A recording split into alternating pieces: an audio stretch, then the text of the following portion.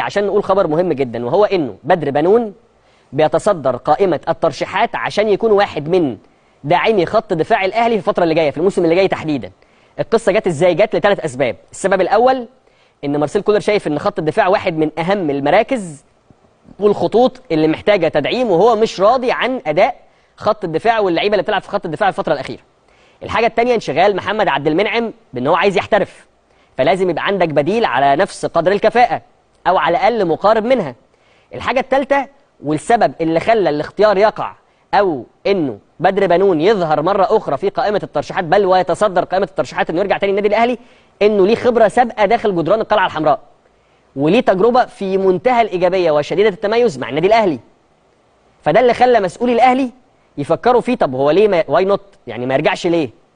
لعيب طول ما هو كان موجود معايا فنيا كان على اعلى مستوى، اخلاقيا واحتراما وانضباطا على اعلى مستوى.